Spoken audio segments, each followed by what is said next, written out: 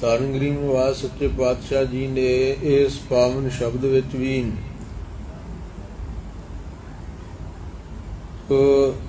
ਵਾਹਿਗੁਰੂ ਦੇ ਪ੍ਰੇਮ ਦੀ ਗੱਲ ਕੀਤੀ ਹੈ।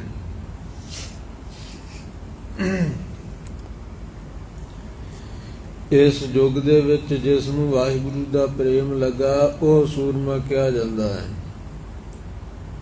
ਆਪਣੀ ਆਤਮਾ ਨੂੰ ਜਿੱਤ ਕਰਕੇ ਸਾਰਿਆਂ ਨੂੰ ਵਸ ਕਰਨ ਵਾਲਾ ਹੈ। ਕੌਣ?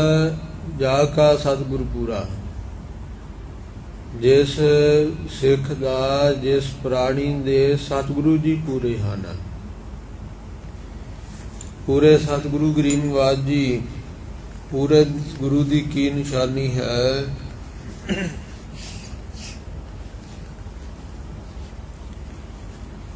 ਸਤਿਗੁਰੂ ਗਰੀਬ ਨਿਵਾਸ ਜੀ ਅੰਮ੍ਰਿਤ ਬਾਣੀ ਵਿੱਚ ਬਚਨ ਲਿਖਦੇ ਹਨ, ਜਿਨ ਪੰਚ ਮਾਰ ਬਿਦਾਰ ਗੁਦਾਰੇ ਸੋ ਪੂਰਾ ਇਹ ਕਲੀ ਰੇ। ਇਹ ਕਲਯੁਗ ਦੇ ਵਿੱਚ ਉਹੀ ਪੂਰਾ ਪੁਰਖ ਹੈ, ਉਹੀ ਸਤਿਗੁਰੂ ਹੈ, ਉਹੀ ਮਹਾਂਪੁਰਖ ਹੈ, ਜਿਸ ਨੇ ਪੰਜਾਂ ਵਿਕਾਰਾਂ ਨੂੰ ਮਾਰ ਕੇ ਦੂਰ ਸੁੱਟ ਦਿੱਤਾ ਹੈ, ਆਪਣੇ ਮਨ ਦੇ ਨੇੜੇ ਨਹੀਂ ਆਉਣ ਦਿੱਤੇ।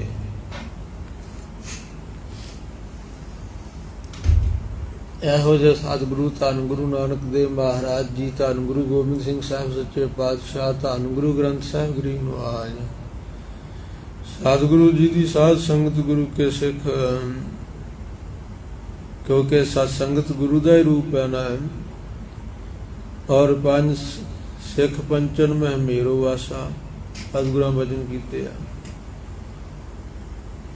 ਸੋ ਇਸ ਪ੍ਰਕਾਰ ਧੰਨ ਗਰੀਬ ਨਿਵਾਸ ਸੱਚੇ ਪਾਤਸ਼ਾਹ ਜੀ ਨੇ ਆਪਣੇ ਸਿੱਖਾਂ ਨੂੰ ਵੀ ਹਿਰਦਿਆਂ ਵਿੱਚੋਂ ਇਹ ਵਿਕਾਰਾਂ ਨੂੰ ਦੂਰ ਕਰਕੇ ਉਹਨਾਂ ਤੇ ਵੀ ਕਿਰਪਾ ਕਰ ਦਿੱਤੀ।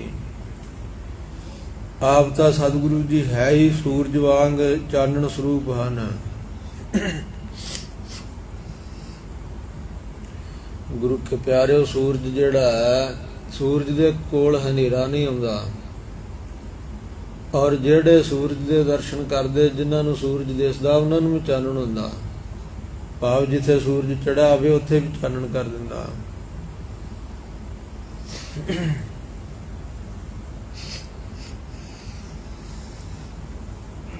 ਇਸੇ ਹੀ ਪ੍ਰਕਾਰ ਸਤਿਗੁਰੂ ਗਰੀਬ ਨਿਵਾਸ ਜੀ ਦੇ ਪਾਸ ਵਿਕਾਰ ਨਹੀਂ ਹਨ, ਅਗਿਆਨ ਦਾ ਹਨੇਰਾ ਨਹੀਂ ਹੈ।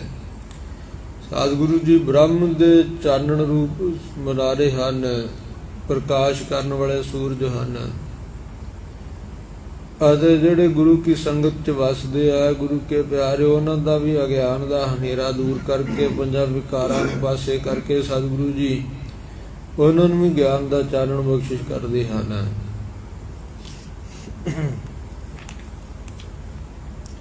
ਠਾਕੁਰ ਗਾਇਆ ਤੁਮ ਰੰਗ, ਸਰਨੀ ਪਾਵਨ ਨਾਮ ਧਿਆਵਨ ਸਹਿਜ ਸਮਾਵਨ ਸੰਗ। ਇਹ ਪਿਆਰਿਓ, ਠਾਕੁਰ ਮਾਲਕ ਨੂੰ ਗੌਣਾ ਕਰੀਏ, ਕਿਵੇਂ ਗਾਈਏ? ਮਨ ਨੂੰ ਰੰਗ ਕੇ। ਆਤਮ ਦਾ ਅਰਥ ਹੈ ਮਨ। ਇਹ ਨਹੀਂ ਕਿ ਜ਼ੁਬਾਨ ਦੇ ਨਾਲ ਇਕੱਲਾ ਗਾਉਣਾ, ਵਿਖਾਉਣਾ ਤੇ ਮਨ ਕਿਤੇ ਹੋਰ ਫਿਰਦਾ ਹੋਵੇ। ਮਨ ਨੂੰ ਟਿਕਾ ਕੇ ਮਨ ਦੇ ਨਾਲ ਠਾਕੁਰ ਜੀ ਦਾ ਸਿਮਰਨ ਕਰੀਏ। ਸਰਨੀ ਪਾਵਨ ਨਾਮ ਧਿਆਵਨ, ਸ਼ਰਨ ਵਿੱਚ ਪੈ ਕਰਕੇ ਨਾਮ ਨੂੰ ਧਿਆਉਣਾ ਕਰੀਏ। ਸਹਿਜ ਅਵਸਥਾ ਦੇ ਨਾਲ, ਸੋ ਸਹਿਜ ਅਵਸਥਾ ਧਾਰਨ ਕਰਕੇ ਤੇ ਵਾਹਿਗੁਰੂ ਜੀ ਵਿੱਚ ਸਮਾ ਜਾਂਦਾ ਜੀਵ। ਜਿਗਿਆਸੂ ਗੁਰਸਿੱਖ ਭਗਤ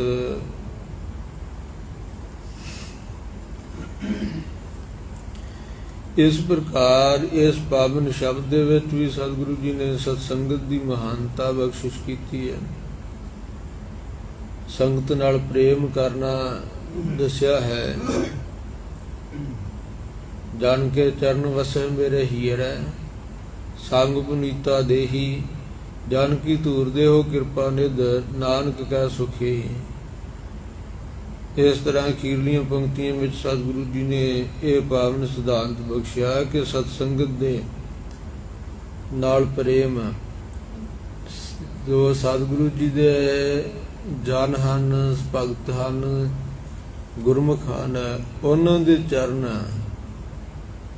ਭਾਵ ਉਹਨਾਂ ਨਾਲ ਇੰਨਾ ਪ੍ਰੇਮ ਹੋਵੇ, ਅਥਵਾ ਜੋ ਜਨ ਸਤਿਗੁਰੂ ਜੀ ਹਨ, ਹਰ ਕੇ ਜਨ, ਹਰੀ ਦਾ ਜਨ ਹਨ ਸਤਿਗੁਰੂ ਜੀ। ਸਤਿਗੁਰੂ ਜੀ ਦੇ ਚਰਨ ਕਿਹੜੇ ਆ? ਪ੍ਰਤੱਖ ਜੋ ਸੱਜਾ ਖੱਬਾ, ਅਤੇ ਸ਼ਬਦ ਰੂਪੀ ਚਰਨ, ਉਪਦੇਸ਼ ਰੂਪੀ ਚਰਨ, ਇਹ ਸਾਡੇ ਹਿਰਦੇ 'ਚ ਵਸਣਾ।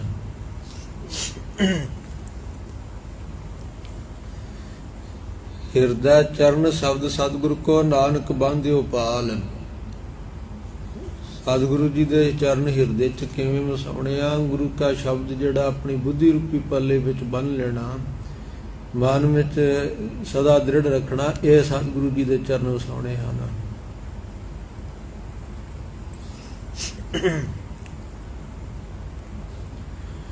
ਗੁਰੂ ਪਿਆਰਿਓ, ਆਓ ਕੁਝ ਸਮਾਂ ਆਪਾਂ ਪਹਿਲੀ ਅਸ਼ਟਪਦੀ ਦੇ 2 ਪਦੇ ਜੋ ਰਹਿੰਦੇ ਸਨ ਉਹਨਾਂ ਦੀ ਵਿਚਾਰ ਕਰੀਏ।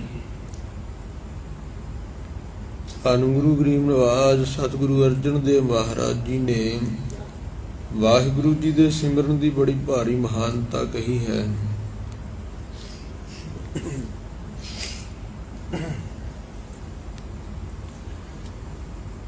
ਆਪਾਂ ਪਿੱਛੇ ਸਰਵਣ ਕੀਤਾ ਹੈ 2 ਦੀਵਾਨਾਂ ਦੇ ਵਿੱਚ ਕਿ ਸਿਮਰਨ ਦੀ ਕਿੰਨੀ ਭਾਰੀ ਵਡਿਆਈ ਹੈ। ਵਾਹਿਗੁਰੂ ਸੱਚੇ ਪਾਤਸ਼ਾਹ ਜੀ ਦੇ ਸਿਮਰਨ ਨੂੰ ਛੋਟਾ ਨਾ ਸਮਝੋ। ਵਾਹਿਗੁਰੂ ਦਾ ਸਿਮਰਨ ਸਾਰਿਆਂ ਤੋਂ ਉੱਚਾ ਹੈ। ਵਾਹਿਗੁਰੂ ਦਾ ਸਿਮਰਨ ਕਰਨ ਵਾਲੇ ਵੱਡੇ ਵੱਡੇ ਪਾਪੀ ਤਰ ਗਏ, ਜੋ ਬਹੁਤ ਵੱਡੇ ਪਾਪੀ ਗੁਨਾਹਗਾਰ ਸਨ, ਕਰੋੜਾਂ ਅਪਰਾਧ ਜਿਨ੍ਹਾਂ ਕੀਤੇ ਸਨ। ਵਾਹਿਗੁਰੂ ਜੀ ਦਾ ਸਿਮਰਨ ਕਰਕੇ ਕੌਣ ਕੋ ਕਲੰਕ ਰਹਿਓ ਰਾਮ ਨਾਮ ਲੇਤ ਹੀ, ਪਤਤ ਪਵਿੱਤ ਭਏ ਰਾਮ ਕਹਿਤ ਹੀ। ਦੱਸੋ ਕਿਹੜਾ ਜੋ ਕਲੰਕ ਰਹਿ ਜਾਂਦਾ ਹੈ ਵਾਹਿਗੁਰੂ ਦਾ ਨਾਮ ਸਿਮਰਨ ਕਰਕੇ? ਭਾਵ ਕੋਈ ਨਹੀਂ ਰਹਿੰਦਾ। ਪਾਪੀ ਪਵਿੱਤਰ ਹੋ ਜਾਂਦੇ ਆ, ਹੋਰਨਾਂ ਨੂੰ ਪਵਿੱਤਰ ਕਰਨ ਵਾਲੇ ਬਣ ਜਾਂਦੇ ਆ।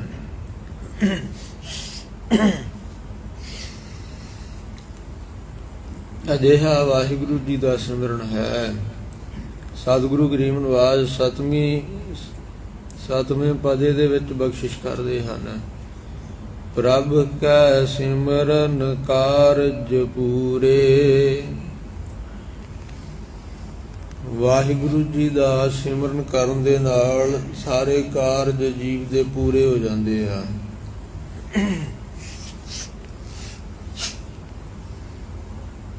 ਵੇਖੋ ਗੁਰੂ ਪਿਆਰਿਓ, ਇਹ ਕਲਯੁਗ ਦੇ ਵਿੱਚ ਇਹ ਮਾਇਆ ਦੇ ਕਾਰਜ ਦੁਨੀਆ ਦੇ ਵਿੱਚ ਕਿਸੇ ਦੇ ਵੀ ਪੂਰੇ ਨਹੀਂ ਹੋਏ। ਗਰੀਬ ਨਿਵਾਜ ਜੀ ਦਾ ਬਚਨ ਹੈ, ਕਰ ਕਰ ਥਾਕੇ ਵੱਡੇ ਵਡੇਰੇ, ਕਿਨਹੀ ਨਾ ਕੀਏ ਕਾਜ ਮਾਇਆ ਪੂਰੇ। ਵੱਡੇ ਵੱਡੇ ਸਮਰੱਥਾ ਵਾਲੇ ਕਰ ਕਰਕੇ ਥੱਕ ਗਏ, ਪਰ ਮਾਇਆ ਦੇ ਕੰਮ ਕਿਸੇ ਦੇ ਵੀ ਨਹੀਂ ਪੂਰੇ ਹੋਏ। ਕਿਸੇ ਨੂੰ ਪੁੱਛ ਲੋ, ਉਹ ਕਹਿੰਦਾ ਮੇਰਾ ਫਲਾਣਾ ਕੰਮ ਰਹਿੰਦਾ ਮੈਂ ਕਰ ਲਾਂ, ਫੇਰ ਮੈਂ ਵਿਹਲਾ ਹੋ ਕੇ ਗੁਰੂ ਵੱਲ ਆਵਾਂਗਾ। ਸੋ ਮੈਨੂੰ ਅਜੇ ਖਾਣ ਪੀਣ ਦਾ ਸਮਾਂ, ਮੈਨੂੰ ਵੱਡਾ ਹੋ ਲੈਣ ਦਿਓ।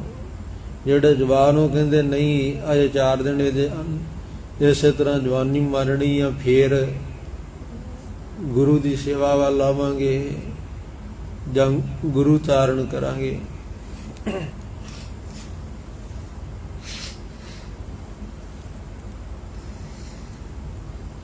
ਜੋ ਬਜ਼ੁਰਗ ਹਨ ਉਹਨਾਂ ਨੂੰ ਪੁੱਛ ਲਓ, ਉਹ ਕਹਿੰਦਾ ਜੇ ਪੋਤਰੇ ਦਾ ਵਿਆਹ ਕਰਨਾ ਫੇਰ ਵੇਖਾਂਗੇ, ਕੰਮ ਅਜੇ ਮੇਰੇ ਰਹਿੰਦੇ ਆ, ਫੇਰ ਇੱਧਰ ਨੂੰ ਆਵਾਂਗਾ। ਪਿਆਰਿਓ, ਰਾਵਣ ਕਹਿੰਦੇ ਸਾਰੀ ਧਰਤੀ ਨੂੰ ਨੇ ਜਿੱਤ ਲਿਆ, ਪਾਤਾਲ ਲੋਕ ਦੇ ਵਿੱਚ ਵੀ ਜਾ ਕੇ ਕਬਜ਼ਾ ਕਰ ਲਿਆ ਤੇ ਸਵਰਗ ਲੋਕ ਨੂੰ ਵੀ ਜਿੱਤ ਲਿਆ। ਸਵਰਗ ਲੋਕ ਨੂੰ ਜਿੱਤ ਕਰਕੇ ਸਾਰੇ ਦੇਵਤਿਆਂ ਨੂੰ ਆਪਣੇ ਬੰਦੀ ਬਣਾ ਲਿਆ, ਉਹਨਾਂ ਨੂੰ ਨੌਕਰੀ ਆਪਣੀ ਸੇਵਾ ਵਿੱਚ ਲਾ ਲਿਆ। ਚੰਦਰਮਾ ਤੇ ਸੂਰਜ ਜਿਹਦੀ ਰਸੋਈ ਤਿਆਰ ਕਰਦੇ ਸੀ, ਲੰਗਰ ਭੋਜਨ, ਅਗਨੀ ਦੇਵਤਾ ਜਿਹਦੇ ਕੱਪੜੇ ਧੋਂਦਾ ਸੀ,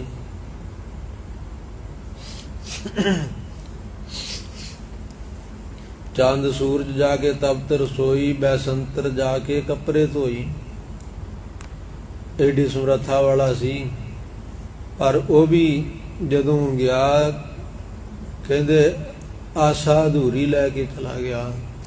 ਕਹਿੰਦਾ ਮੇਰਾ ਕੰਮ ਰਹਿੰਦਾ, ਮੈਂ ਸਵਰਗ ਨੂੰ ਸੋਨੇ ਦੀਆਂ ਪੌੜੀਆਂ ਲਾਉਣੀਆਂ ਸੀ, ਜਿਹੜਾ ਆਉਣਾ ਜਾਣਾ ਸੌਖਾ ਹੋ ਜੇ। ਪਰ ਉਹ ਵਿੱਚੇ ਰਹਿ ਗਈ ਆਸ।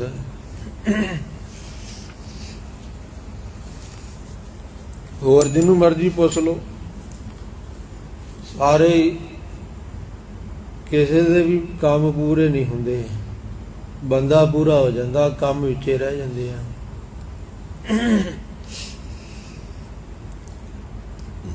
ਧੰਨ ਗਰੀਬ ਨਿਵਾਜ ਜੀ ਫਰਮਾਉਂਦੇ ਹਨ, ਇੱਕ ਵਾਹਿਗੁਰੂ ਦਾ ਸਿਮਰਨ ਕਰੀਏ ਤਾਂ ਸਾਰੇ ਕਾਰਜ ਪੂਰੇ ਹੋ ਜਾਂਦੇ ਆ। ਜਨ ਕੇ ਪੂਰਨ ਹੋਏ ਕਾਮ, ਕਲੀ ਕਾਲ ਮਹਾ ਵਿਖਿਆਮ ਹੈ, ਲੱਜਾ ਰਾਖੀ ਰਾਮ। ਵੇਖੋ ਭਗਤ ਧੰਨੇ ਜੀ ਨੇ ਵਾਹਿਗੁਰੂ ਜੀ ਦਾ ਸਿਮਰਨ ਕੀਤਾ, ਭਗਵਾਨ ਜੀ ਨੇ ਪ੍ਰਗਟ ਹੋ ਕੇ ਦਰਸ਼ਨ ਦਿੱਤੇ। ਜਦੋਂ ਦਰਸ਼ਨ ਦਿੱਤੇ ਤੇ ਕਹਿਣ ਲੱਗੇ ਜੀ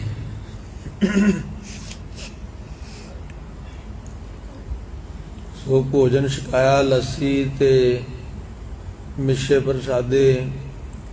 ਕਹਿੰਦੇ ਚਲੋ ਠੀਕ ਆ ਧੰਨਾ ਜੀ, ਭਗਤ ਜੀ ਤੁਹਾਡਾ ਕਾਰਜ ਪੂਰਾ ਹੋ ਗਿਆ। ਤੁਹਾਡੀ ਇੱਛਾ ਸੀ ਕਿ ਅਸੀਂ ਭੋਜਨ ਛਕੀਏ, ਅਸੀਂ ਭੋਜਨ ਛਕ ਲਿਆ। ਕਹਿਣ ਲੱਗੇ ਮਹਾਰਾਜ ਹੁਣ ਨਹੀਂ, ਏਦਾਂ ਨਹੀਂ, ਹੁਣ ਤੁਸੀਂ ਕੰਮ ਸਾਰੇ ਤੁਸੀਂ ਕਰੋ ਤੇ ਮੈਂ ਤੁਹਾਡਾ ਸਿਮਰਨ ਨਹੀਂ ਕਰਨਾ। ਫਿਰ ਸਾਰੇ ਕੰਮ ਕਹਿੰਦੇ ਭਗਵਾਨ ਜੀ ਨੇ ਉਸ ਵੇਲੇ ਕਰਨਾ ਕੀਤੇ।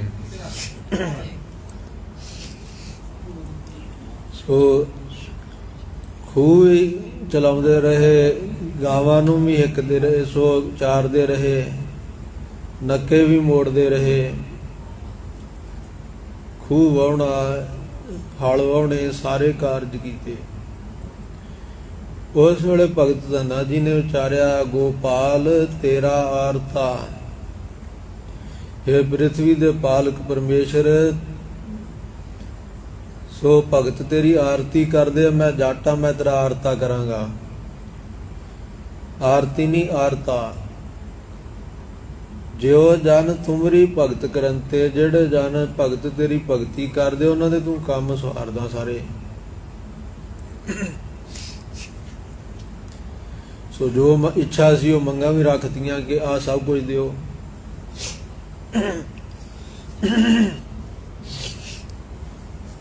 ਸਾਰੇ ਕਾਰਜ ਪਰਮੇਸ਼ਰ ਨੇ ਕੀਤੇ। ਧੰਨ ਗਰੀਬ ਨਿਵਾਜ ਸਤਿਗੁਰੂ ਅਰਜਨ ਦੇਵ ਮਹਾਰਾਜ ਜੀ ਇੱਥੇ ਫਰਮਾ ਰਹੇ ਹਨ ਕਿ ਵਾਹਿਗੁਰੂ ਜੀ ਦਾ ਸਿਮਰਨ ਕਰਨ ਨਾਲ ਸਾਰੇ ਕਾਰਜ ਪੂਰੇ ਹੁੰਦੇ ਹਨ। ਪ੍ਰਭ ਕਾ ਸਿਮਰਨ ਕਬਹੁ ਨ ਝੂਰੇ, ਵਾਹਿਗੁਰੂ ਜੀ ਦਾ ਸਿਮਰਨ ਕਰਨ ਨਾਲ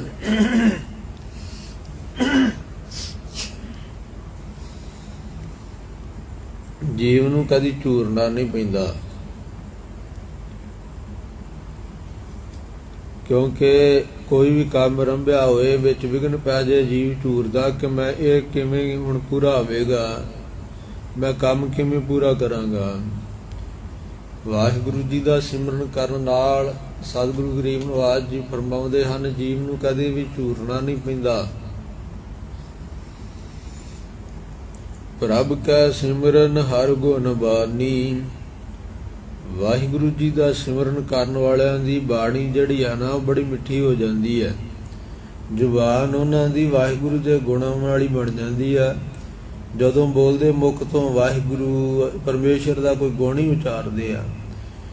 ਜੋ ਸਾਖਤ ਪੁਰਸ਼ ਹਨ ਉਹਨਾਂ ਦੀ ਜ਼ੁਬਾਨ ਜਬ ਬੋਲੇ ਤਬ ਫੀਕੇ, ਜਦੋਂ ਬੋਲਣ ਕੌੜਾ ਬੋਲਦੇ ਆ, ਬੁਰਾ ਹੀ ਬੋਲਦੇ ਆ, ਕੋਈ ਗਾਲ ਕੱਢਣੀ, ਕੋਈ ਕਿਸੇ ਦਾ ਨੁਕਸਾਨ ਵਾਲੀ ਗੱਲ ਕਹਿਣੀ, ਇਹੋ ਜਿਹੀ ਗੱਲ ਕਹਿਣੀ ਜਿਹਦੇ ਨਾਲ ਦੂਜੇ ਦਾ ਹਿਰਦਾ ਵੀ ਸੜ ਜੇ।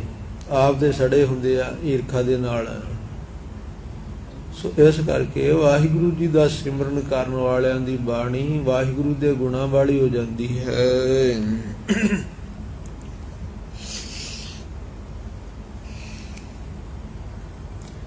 ਪ੍ਰਭ ਕੈ ਸਿਮਰਨ ਸਹਿਜ ਸਮਾਨੀ, ਪ੍ਰਭੂ ਦਾ ਸਿਮਰਨ ਕਰਨ ਨਾਲ ਸਹਿਜ ਅਵਸਥਾ ਵਿੱਚ ਜੀਵ ਸਮਾ ਜਾਂਦਾ ਹੈ। ਖੋਜਤ ਖੋਜਤ ਸੋ ਬਚਨ ਕੀਤੇ ਸਤਿਗੁਰੂ ਜੀ ਨੇ, ਭਉ ਤੇ ਬੈਰਾਗ ਉਪਜੈ ਹਰ ਖੋਜਤ ਫਿਰਨਾ, ਖੋਜਤ ਖੋਜਤ ਸਹਿਜ ਭਇਆ ਫਿਰ ਜਨਮ ਨ ਮਰਨਾ। ਸੋ ਬੈਰਾਗ ਧਾਰਨ ਕਰਕੇ, ਵਾਹਿਗੁਰੂ ਦਾ ਡਰ ਭੈ ਧਾਰਨ ਕਰਕੇ ਵਿਰਾਗ ਪ੍ਰਾਪਤ ਹੁੰਦਾ।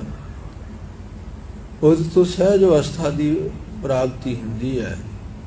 ਸਹਿਜ ਵਿੱਚ ਹੀ ਗਿਆਨ ਪ੍ਰਾਪਤ ਹੁੰਦਾ ਹੈ। ਇਸ ਪ੍ਰਕਾਰ ਪ੍ਰਭੂ ਦਾ ਸਿਮਰਨ ਕਰਨ ਵਾਲੇ ਸਹਿਜ ਵਿੱਚ ਸਮਾ ਜਾਂਦੇ ਹਨ।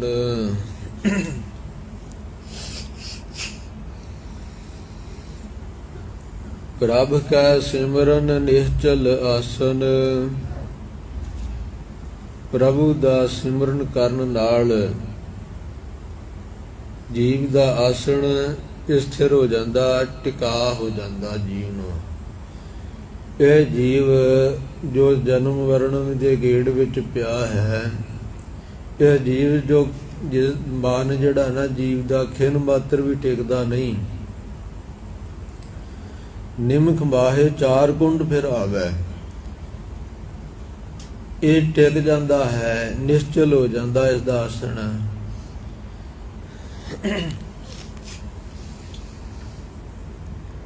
ਆਸਣ ਬਥੇਰੇ ਬਣਾ ਕੇ ਘਰ ਬਣਾ ਕੇ ਜੀਵ ਬਹਿੰਦਾ ਹੈ ਕਿ ਆ ਵੀ ਮੇਰਾ ਉਹ ਵੀ ਮੇਰਾ। ਆ 5 ਕਮਰਿਆਂ ਵਾਲਾ ਮਕਾਨ ਬਣਾ ਲਿਆ, ਘਰ ਬਣਾ ਲਿਆ, 10 ਕਮਰਿਆਂ ਵਾਲਾ ਬਣਾ ਲਿਆ, ਕੋਠੀ ਪਾ ਲਈ ਹੈ, ਬੜੇ ਸੁੰਦਰ ਬਣਾ ਲਏ ਆ। ਪਰ ਇਹ ਜੀਵ ਦਾ ਆਸਣ ਨਹੀਂ ਅਸਲ ਵਿੱਚ। ਇਹ ਇੱਥੇ ਸਥਿਤੀ ਨਹੀਂ ਹੈ। ਇੱਥੇ ਤਾਂ ਇਹ ਬਾਤ ਲੋਕ ਵਿੱਚ ਯਾਤਰਾ ਨੂੰ ਆਇਆ। ਇੱਥੇ ਤਾਂ ਰਾਤ ਕੱਟ ਕਰਕੇ ਇਹਨੇ ਦਿਨ ਚੜ੍ਹਨ ਤੋਂ ਇੱਥੋਂ ਚੱਲਣਾ ਹੈ। ਅਵਸਥਾ ਰੂਪੀ ਜਦੋਂ ਰਾਤ ਬਤੀਤ ਹੋ ਗਈ ਤੇ ਕਾਲ ਰੂਪੀ ਦਿਨ ਚੜਿਆ ਤੇ ਇਹਨੂੰ ਜਾਣਾ ਹੀ ਪੈਣਾ।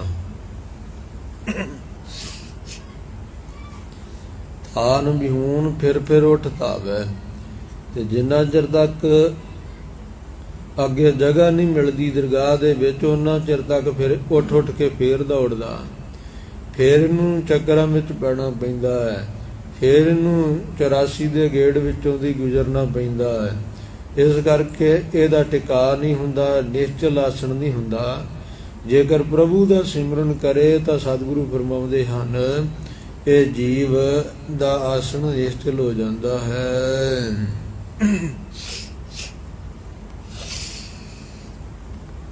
ਪ੍ਰਭ ਕੈ ਸਿਮਰਨ ਕਮਲ ਵਿਗਾਸਨ, ਵਾਹਿਗੁਰੂ ਜੀ ਦਾ ਸਿਮਰਨ ਕਰਨ ਨਾਲ ਇਹ ਜੀਵ ਦਾ ਜੋ ਹਿਰਦਾ ਕਮਲ ਹੈ ਨਾ, ਇਹ ਖਿੜ ਜਾਂਦਾ ਹੈ। ਜਿਸ ਹਿਰਦੇ ਸੋ ਜੋਗੀਆਂ ਨੇ ਗੁਰੂ ਕੇ ਪਿਆਰਿਓ, ਇਹ ਖੱਬੇ ਪਾਸੇ ਕਹਿੰਦੇ ਮਾਸ ਦੀ ਬੋਟੀ ਹੈ ਜੋ ਉਲਟੀ ਹੁੰਦੀ ਹੈ। ਹਿਰਦੇ ਵਿੱਚ ਇਹ ਉਲਟੀ ਹੋਣ ਕਰਕੇ ਸਾਰਿਆਂ ਦੀ ਰਸ ਧਾਤੂ ਜਿਹੜੀ ਹੈ ਇਹ ਜਠਰਾਗਨ ਤੇ ਪੈਂਦੀ ਹੈ ਤੇ ਸੜ ਜਾਂਦੀ ਹੈ। ਪਰ ਜੋਗੀ ਲੋਕ ਜਿਹੜੇ ਆ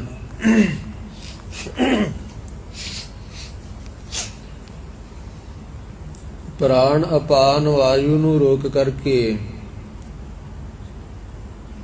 ਤਾਂ ਇਹ ਭੁਜੰਗਮਾ ਨਾੜੀ ਦੇ ਵਿੱਚ ਇਹ ਹਵਾ ਨੂੰ ਭਰਦੇ, ਪ੍ਰਾਣਾਂ ਨੂੰ ਭਰਦੇ ਆ। ਪ੍ਰਾਣ ਅਪਾਨ ਵਾਯੂ ਨੂੰ ਇੱਥੇ ਰੋਕ ਕਰਕੇ, ਜਿਵੇਂ ਟਿਊਬ ਵਿੱਚ ਹਵਾ ਭਰੀ ਜਾਵੇ ਤਾਂ ਸਿੱਧੀ ਹੋ ਜਾਂਦੀ ਹੈ ਨਾ, ਇਸ ਤਰ੍ਹਾਂ ਭੁਜੰਗਮਾ ਨਾੜੀ ਸਿੱਧੀ ਹੋ ਜਾਂਦੀ ਹੈ। ਤੇ ਉਹ ਜੋ ਮਾਸ ਦੀ ਗੋਟੀ ਉਲਟੀ ਹੋਈ ਆ, ਕਮਲ ਜਿਹਨੂੰ ਕਹਿੰਦੇ ਆ, ਉਹ ਸਿੱਧਾ ਹੋ ਜਾਂਦਾ ਟੁਕੜਾ। ਜੋ ਸਾਰਿਆਂ ਦੀ ਰਸ ਧਾਤੂ ਜੇਠ ਰਾਗਨੀ ਤੇ ਪੈ ਕੇ ਸੜ ਜਾਂਦੀ ਹੈ,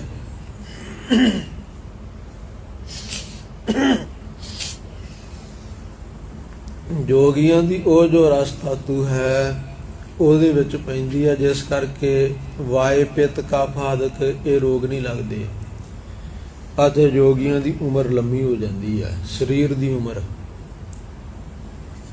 ਸੋ ਇਸ ਕਰਕੇ ਜੋਗੀਆਂ ਨੇ ਉਸ ਨੂੰ ਕਮਲ ਮੰਨਿਆ, ਪਰ ਜੋ ਪਰਮੇਸ਼ਰ ਦੇ ਸਨਮੁਖ ਹੋਣਾ ਨਾ, ਹਿਰਦਾ ਮਨ ਵਾਹਿਗੁਰੂ ਦੇ ਸਨਮੁਖ ਹੋ ਜਾਣਾ, ਇਹਨੂੰ ਜਾਣੋ ਕਿ ਇਹ ਕਮਲ ਖਿੜਿਆ ਹੈ। ਵਾਹਿਗੁਰੂ ਤੋਂ ਗੁਰੂ ਤੋਂ ਬੇਮੁਖ ਹੋਣਾ, ਇਹ ਕਮਲ ਮੁੱਦਾ ਜਾਣੋ, ਤੇ ਗੁਰੂ ਦੇ ਸਨਮੁਖ ਹੋ ਜਾਣਾ, ਇਹ ਕਮਲ ਖਿੜਨਾ ਜਾਣੋ। ਪ੍ਰਭ ਕੈ ਸਿਮਰਨ ਕਮਲ ਬਿਗਾਸਨ, ਵਾਹਿਗੁਰੂ ਜੀ ਦੇ ਸਿਮਰਨ ਨਾਲ ਇਹ ਕਮਲ ਹਿਰਦਾ ਖਿੜ ਜਾਂਦਾ ਹੈ।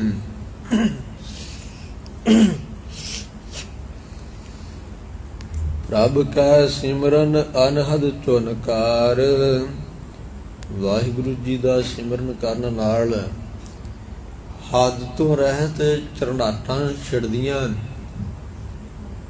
ਆ ਜੋ ਰਾਧਾ ਸੁਆਮੀ ਆ, ਉਹ ਕਹਿੰਦੇ ਕੰਨਾਂ ਦੇ ਵਿੱਚ ਦਿਓ ਦੂਜੀਆਂ ਉਂਗਲਾਂ ਦੇ ਕੇ ਪੈਰਾਂ ਭਾਰ ਬੈਠੋ ਤੇ ਅੰਦਰ ਅਨਹਦ ਸ਼ਬਦ ਸੁਣਨਗੇ।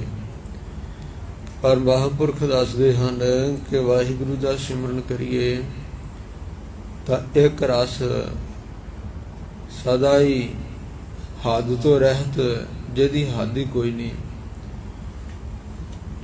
ਨਿਰੰਤਰ ਬੇਅੰਤ ਜੋ ਧੁਨੀ ਸੁਣਦੀ ਹੈ, ਜਿਹਨੂੰ ਅਨਹਦ ਸ਼ਬਦ ਕਿਹਾ ਹੈ। ਸੋ ਉਹ ਸ਼ਬਦ ਪਰਮੇਸ਼ਰ ਦਾ, ਜਿਹਦੇ ਵਿੱਚ ਇਹ ਜੀਵ ਫਿਰ ਮਨ ਲੱਗ ਜਾਂਦਾ ਤੇ ਸਮਾ ਜਾਂਦਾ ਹੈ।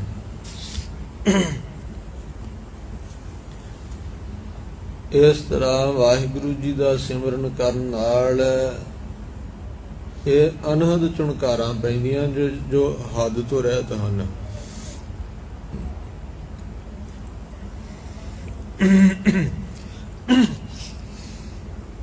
ਸੁਖ ਪ੍ਰਭ ਸਿਮਰਨ ਕਾ ਅੰਤ ਨਾ ਪਾਰ,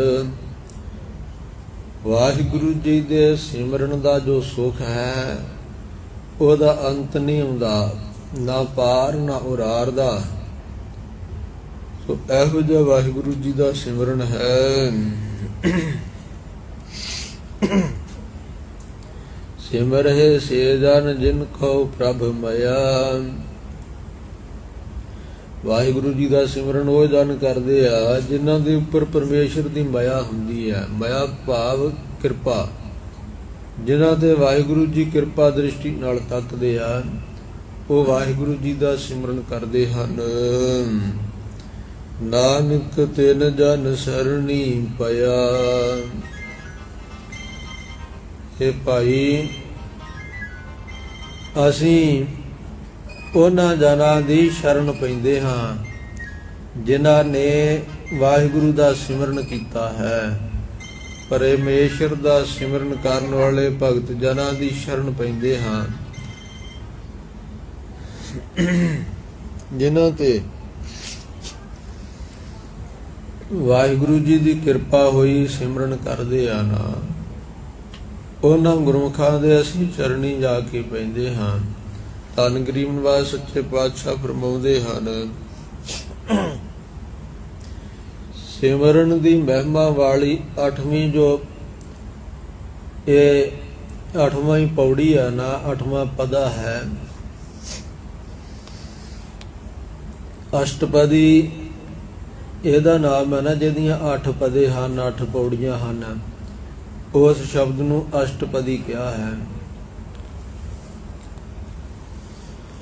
ਸੋ 8 ਪਦਿਆਂ ਵਾਲਾ ਇਹ ਸ਼ਬਦ ਹੈ। ਹੁਣ 8ਵੇਂ ਪਦੇ ਦੇ ਵਿੱਚ 8ਵੀਂ ਪੌੜੀ ਦੇ ਵਿੱਚ ਧੰਨ ਗੁਰੂ ਗਰੀਬ ਨਿਵਾਸ ਜੀ ਬਖਸ਼ਿਸ਼ ਕਰ ਰਹੇ ਹਨ। ਫਰਮਾਉਂਦੇ ਹਨ ਕਿ ਵੇਖੋ ਪਰਮੇਸ਼ਰ ਦੇ ਪਿਆਰੇ ਭਗਤ ਸਾਰੇ ਜਿੰਨੇ ਵੀ ਪ੍ਰਗਟ ਹਨ ਸੰਸਾਰ ਵਿੱਚ ਉਹ ਕਿਵੇਂ ਪ੍ਰਗਟ ਹੋਏ ਆ।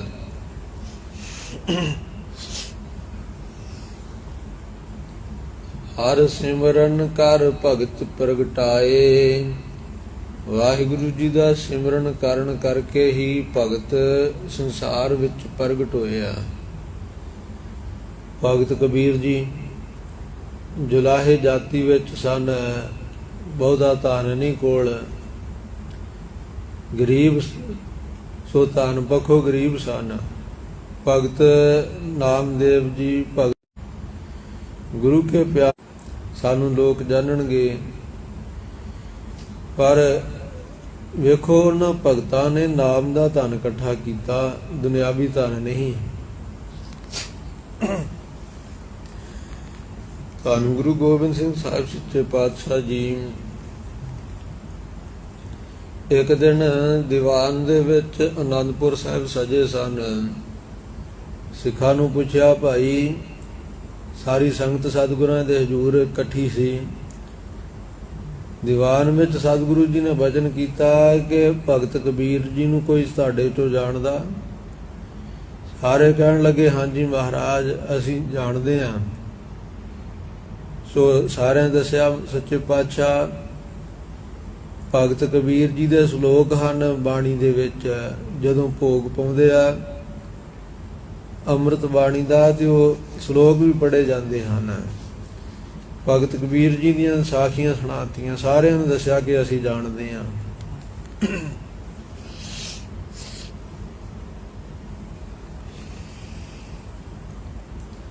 ਸਤਿਗੁਰੂ ਜੀ ਨੇ ਪੁੱਛਿਆ ਕਿ ਭਗਤ ਕਬੀਰ ਜੀ ਦੇ ਸਮੇਂ ਜਿਹੜਾ ਰਾਜਾ ਸੀ, ਜਿਹੜਾ ਸੋਨੇ ਦੇ ਸਿੰਘਾਸਣ ਤੇ ਬੈਠਦਾ ਸੀ ਤੇ ਜਿਹਨੇ ਹੁਕਮ ਕੀਤਾ ਸੀ ਕਿ ਭਗਤ ਜੀ ਨੂੰ ਬੇੜੀਆਂ ਪਾ ਕੇ ਤੇ ਹਾਥੀ ਅੱਗੇ ਸੁੱਟ ਦਿਓ, ਭਗਤ ਜੀ ਨੂੰ ਬੰਨ੍ਹ ਕੇ ਗੰਗਾ ਦੇ ਵਿੱਚ ਰੋੜ ਦਿਓ, ਉਹ ਰਾਜੇ ਦੇ ਨਾਮ ਦਾ ਪਤਾ ਕਿਸੇ ਨੂੰ? ਕੋਈ ਕਹਿਣ ਲੱਗਾ ਜੀ ਸਿਕੰਦਰ ਲੋਧੀ, ਕੋਈ ਕਿਸੇ ਨੇ ਕੋਈ ਹੋਰ ਨਾਮ ਲਿਆ, ਕਿਸੇ ਨੇ ਕੋਈ ਨਾਮ ਲਿਆ, ਪਰ ਅਸਲੀ ਰਾਜੇ ਬਾਰੇ ਕੋਈ ਨਾ ਦੱਸ ਸਕਿਆ। ਧੰਨ ਗੁਰੂ ਗੋਬਿੰਦ ਸਿੰਘ ਸਾਹਿਬ ਮਹਾਰਾਜ ਜੀ ਕਹਿਣ ਲੱਗੇ, ਵੇਖੋ ਉਸ ਸਮੇਂ ਜਿਹੜਾ ਰਾਜਾ ਜਿਸ ਦਾ ਹੁਕਮ ਚੱਲਦਾ ਸੀ, ਸੋਨੇ ਦੇ ਤਖਤ ਤੇ ਬੈਠ ਕੇ ਜਿਸ ਨੂੰ ਚਾਹੇ ਇੱਕ ਵਚਨ ਕਹਿ ਕੇ ਉਹ ਫਾਂਸੀ ਤੇ ਲਾ ਸਕਦਾ ਸੀ, ਗਲ ਵਢਾ ਸਕਦਾ ਸੀ, ਜਿਸ ਨੂੰ ਚਾਹੇ ਧਰਤੀ ਦਾ ਕਹਿੰਦਾ ਮੈਂ ਕਬਜ਼ਾ ਕੀਤਾ, ਇੰਨੀ ਧਰਤੀ ਮੈਂ ਮੱਲੀ ਹੈ, ਉਹਨੂੰ ਅੱਜ ਕੋਈ ਨਹੀਂ ਜਾਣਦਾ। ਕਾਰਨ ਕੀ ਹੈ? ਮਹਾਰਾਜ ਜੀ ਨੇ ਕਿਹਾ ਕਿ ਇਹ ਪਰਮੇਸ਼ਰ ਦੇ ਨਾਮ ਦੀ ਵਡਿਆਈ ਹੈ।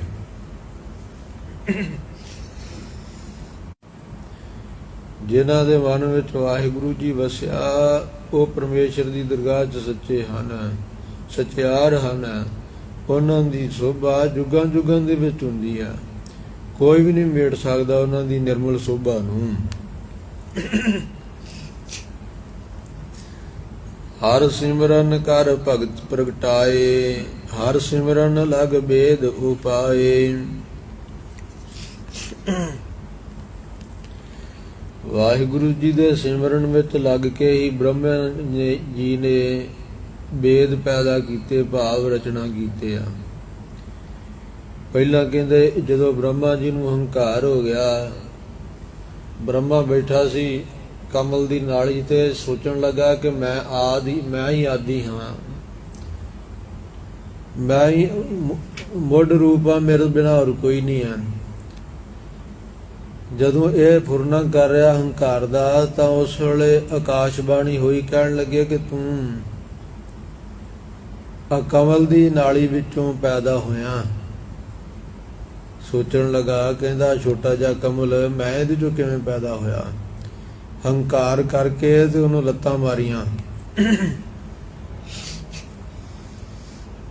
ਇਧਰੋਂ ਲੱਤ ਮਾਰੀ, ਕਮਲ ਉਧਰ ਨੂੰ ਝੁਕ ਗਿਆ, ਉਧਰੋਂ ਲੱਤ ਮਾਰੀ, ਇਧਰ ਨੂੰ ਝੁਕ ਗਿਆ। ਦੋਨੋਂ ਜੋ ਜੋੜ ਕੇ ਮਾਰੀਆਂ ਤੇ ਇਹ ਕਮਲ ਦੇ ਵਿੱਚ ਹੀ ਧਸ ਗਿਆ।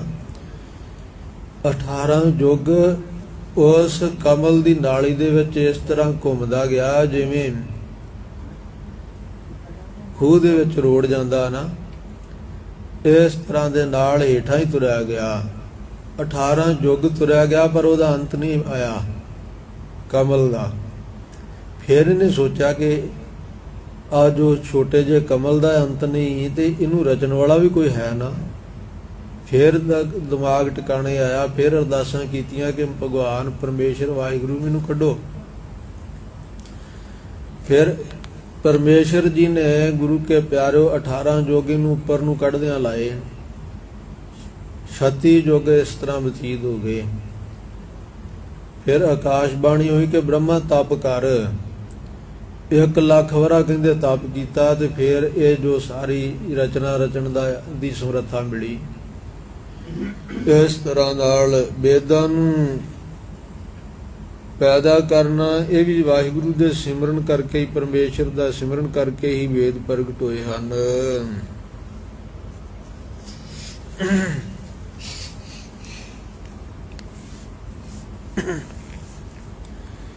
ਹਰ ਸਿਮਰਨ ਭਏ ਸਿੱਧ ਜਤੀ ਦਾਤੇ।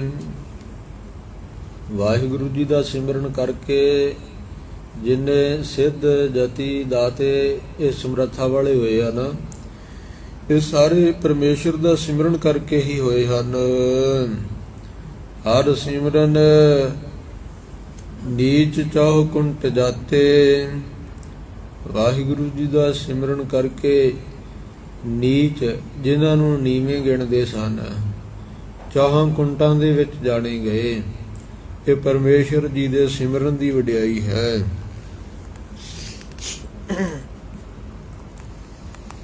ਹਰ ਸਿਮਰਨ ਧਾਰੀ ਸਭ ਧਰਨਾ। ਵੇਖੋ ਇਹ ਵਾਹਿਗੁਰੂ ਜੀ ਦਾ ਸਿਮਰਨ ਕਰਕੇ, ਪਰਮੇਸ਼ਰ ਦਾ ਸਿਮਰਨ ਕਰਕੇ ਹੀ ਧਰਤੀ ਨੂੰ ਆਸਰਾ ਮਿਲਿਆ ਹੈ।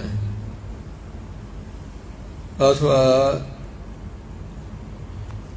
ਜੋ ਪ੍ਰਾਣਕ ਮਾਤਾ ਉਹ ਕਹਿੰਦੇ ਵੀ ਜੋ ਸ਼ੇਸ਼ਨਾਗ ਹੈ ਨਾ, ਉਹਨੇ ਧਰਤੀ ਨੂੰ ਚੁੱਕਿਆ ਆਪਣੀ ਫਣ ਦੇ ਉੱਪਰ ਤੇ ਫਿਰ ਉਹ ਸਿਮਰਨ ਕਰਦਾ ਪਰਮੇਸ਼ਰ ਦਾ ਹਰ ਰੋਜ਼।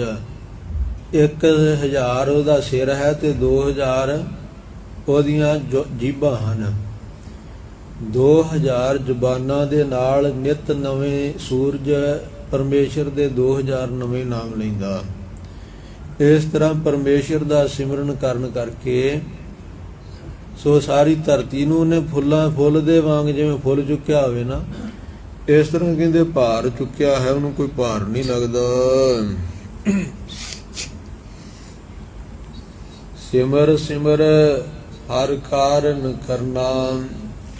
ਇਹ ਪਿਆਰੇ ਸਿਮਰਨ ਜੋਗ ਜੋ ਵਾਹਿਗੁਰੂ ਹੈ, ਜੋ ਸਾਰੇ ਕਾਰਜਾਂ ਨੂੰ ਕਰਨ ਵਾਲਾ, ਉਹਦੇ ਸਿਮਰਨ ਨੂੰ ਤੂੰ ਸਿਮਰਨਾ ਕਰ।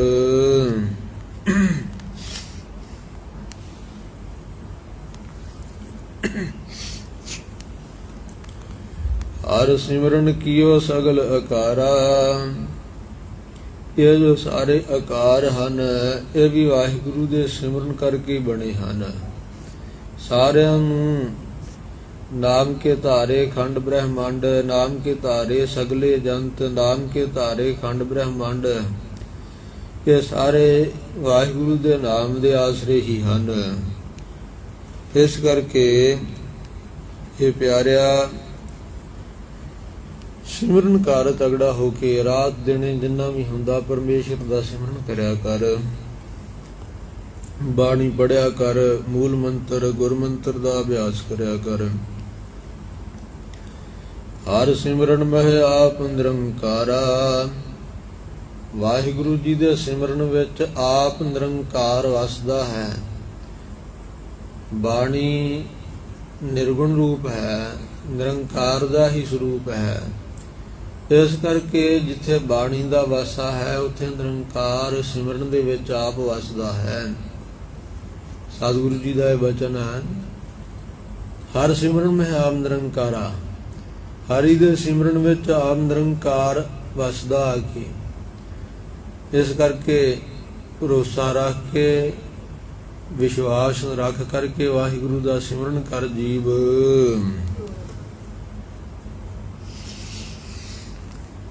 ਕਰ ਕਿਰਪਾ ਜਿਸ ਆਪ ਬੁਝਾਇਆ,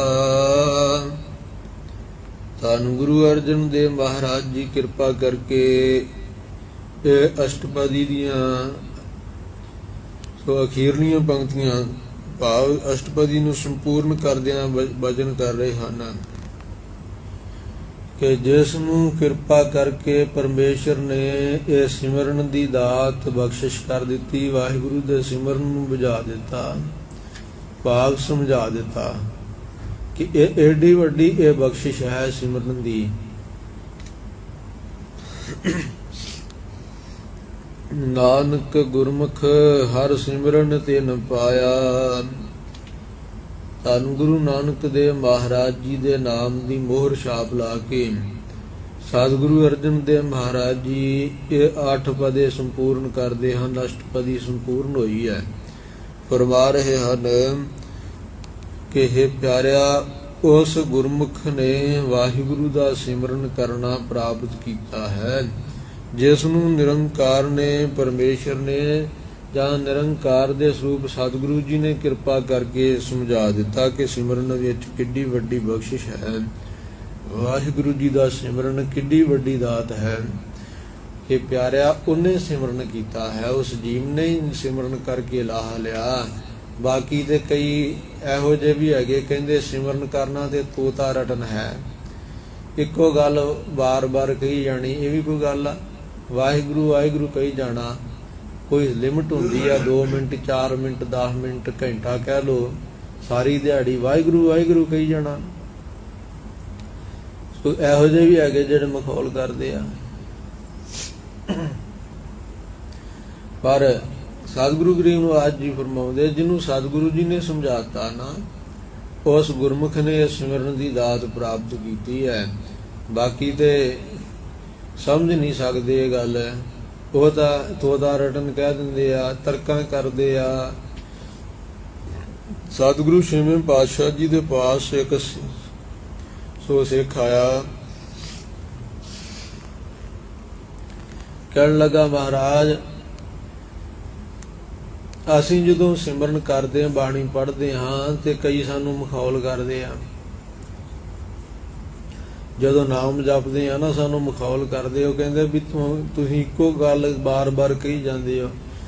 ਕਿਸੇ ਬੰਦੇ ਦਾ ਨਾਮ ਲਈਏ ਨਾ ਤੇ 2-4 ਵਾਰ ਉਹਨੂੰ ਆਵਾਜ਼ਾਂ ਮਾਰੀਏ ਤੇ ਫਿਰ ਹਟੀਆਂ ਨਾ ਅੱਗੋਂ ਆਵਾਜ਼ਾਂ ਮਾਰਨੋਂ, ਫਿਰ ਮਾਰੀ ਜਾਈਏ, ਬਾਰ-ਬਾਰ ਆਵਾਜ਼ਾਂ ਮਾਰੀਏ ਤੇ ਉਹ ਖਿੱਚ ਜਾਂਦਾ ਅੱਗੋਂ ਵੀ ਤੂੰ ਏਦਾਂ ਹਟਦਾ ਨਹੀਂ।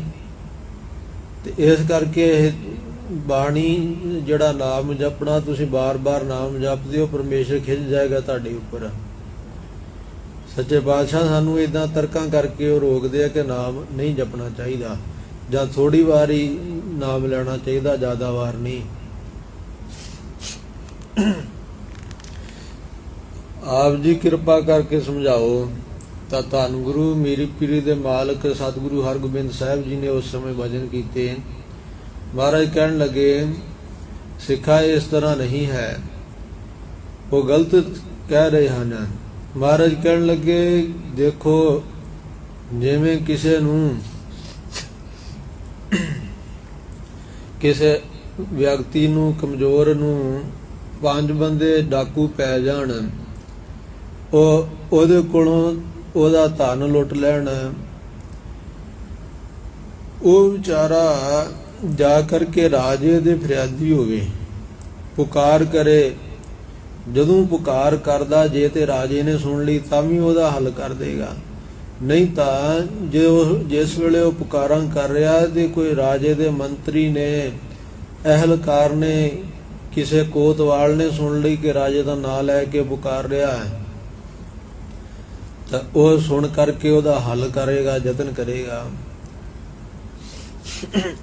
ਰਾਜਾ ਮਹਿਲਾਂ 'ਚ ਹੋਵੇ, ਸੁਣ ਲੈ ਤਾਂ ਵੀ ਹੱਲ ਕਰ ਦੇਗਾ, ਜੇ ਦਰਬਾਰ ਲੱਗੇ ਵਿੱਚ ਆ ਕੇ ਪੁਕਾਰ ਕਰੇ ਤਾਂ ਵੀ ਹੱਲ ਹੋ ਜਾਏਗਾ।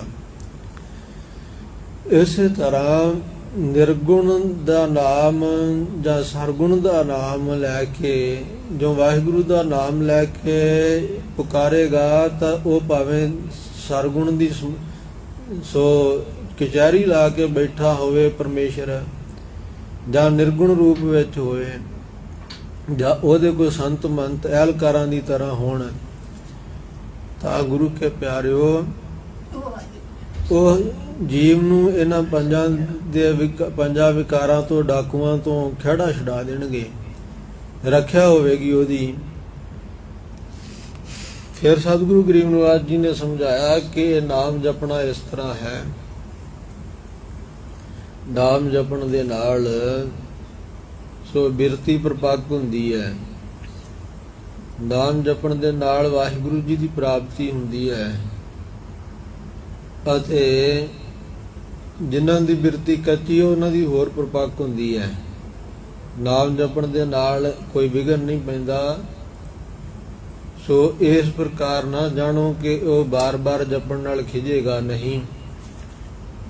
ਇਹ ਨਾਮ ਇਹੋ ਜੀ ਦਾਤ ਹੈ, ਜਿਨ੍ਹਾਂ ਨੂੰ ਨਹੀਂ ਪ੍ਰਾਪਤੀ ਉਹਨਾਂ ਨੂੰ ਪ੍ਰਾਪਤੀ ਕਰਾ ਦੇਗਾ, ਜਿਨ੍ਹਾਂ ਨੂੰ ਪ੍ਰਾਪਤੀ ਹੈ ਉਹਨਾਂ ਦੀ ਬਿਰਤੀ ਪ੍ਰਪੱਕ ਹੋ ਜਾਏਗੀ ਨਾਮ ਜਪਣ ਦੇ ਨਾਲ। ਇਸ ਕਰਕੇ ਇੰਨੀ ਭਾਰੀ ਮਹਾਨਤਾ ਹੈ ਪਰਮੇਸ਼ਰ ਦੇ ਨਾਮ ਜਪਣ ਦੀ। ਸਤਿਗੁਰੂ ਗਰੀਬ ਨਿਵਾਸ ਜੀ ਕਿਰਪਾ ਕਰਨ, ਅਸੀਂ ਸਾਰੇ ਵਾਹਿਗੁਰੂ ਜੀ ਦਾ ਨਾਮ ਜਪੀਏ, ਸਾਡੇ ਮਨਾਂ ਵਿੱਚ ਵੀ ਇਹ ਉਤਸ਼ਾਹ ਹੋਵੇ, ਤਗੜੇ ਹੋ ਕਰਕੇ, ਕੁਰੈਤਾਂ ਤੋਂ ਬਚ ਕੇ, ਰਹਿਤਾਂ ਦੇ ਧਾਰਨੀ ਹੋ ਕਰਕੇ, ਜੇ ਕੋਈ ਨਸ਼ੇ ਵਰਤਦੇ ਆ ਨਸ਼ਿਆਂ ਦਾ ਤਿਆਗ ਕਰਕੇ, ਜੇ ਰੋਮਾਂ ਦੀ ਬੇਅਦਬੀ ਕਰਦੇ ਆ ਕੋਈ ਮਾਈ ਭਾਈ ਤੇ ਰੋਮਾਂ ਦੀ ਬੇਅਦਬੀ ਕਰਨੀ ਛੱਡ ਕੇ ਸੋ ਗੁਰੂ ਵਾਲੇ ਬਣ ਕੇ ਗੁਰੂ ਦਾ ਨਾਮ ਜਪੀਏ। ਸਤਿਗੁਰੂ ਕਿਰਪਾ ਕਰਨਗੇ, ਇਹ ਮਨੁੱਖਾ ਜਨਮ ਸਫਲਾ ਹੋਵੇਗਾ, ਇਹ ਲੋਕ ਸੁਖੀਏ ਪਰਲੋਕ ਸੁਹੇਲੇ, ਨਾਨਕ ਹਰ ਪ੍ਰਭ ਆਪੇ ਮੇਲੇ ਦੀ ਦਾਤ ਨੂੰ ਪ੍ਰਾਪਤ ਹੋਵਾਂਗੇ। ਇੰਨੀਆਂ ਬੇਨਤੀਆਂ ਨੂੰ ਪ੍ਰਵਾਨ ਕਰਨਾ। ਸਤਿਗੁਰੂ ਜੀ ਦਾ ਕੋਟਾਨ ਕੋਟ ਧੰਨਵਾਦ। ਗਰੀਬ ਨਿਵਾਸ ਜੀ ਨੇ ਕਿਰਪਾ ਕੀਤੀ ਹੈ। ਸੰਗਤ ਸਮੂਹ ਸੰਗਤ ਦਾ ਧੰਨਵਾਦ। ਸੋ ਸੇਵਕ ਪਰਿਵਾਰ ਦਾ ਧੰਨਵਾਦ, ਜਿਨ੍ਹਾਂ ਨੇ ਅੱਜ ਸੰਗਤਾਂ ਦੇ ਦਰਸ਼ਨ ਕਰਾਏ। ਸਤਿਗੁਰੂ ਗਰੀਬ ਨਿਵਾਸ ਜੀ ਦੀ ਅੰਮ੍ਰਿਤ ਬਾਣੀ, ਸਤਿਗੁਰੂ ਜੀ ਦੀ ਕਥਾ ਕੀਰਤਨ ਦੀ ਇਹ ਦਾਤ ਜੋ ਸੰਗਤਾਂ ਨੂੰ ਪ੍ਰਾਪਤ ਹੋਈ ਹੈ, ਸੋ ਭੁੱਲਾਂ ਦੀ ਖਿਮਾ ਬਖਸ਼ਦਿਆਂ ਆਓ ਸਤਿਗੁਰੂ ਜੀ ਨੂੰ ਸੀਸ ਝੁਕਾਉਂਦਿਆਂ ਬੁਲਾਓ ਫਤਿਹ ਪ੍ਰੇਮ ਸਹਿਤ ਉਚਾਰੋ। ਵਾਹਿਗੁਰੂ ਜੀ ਕਾ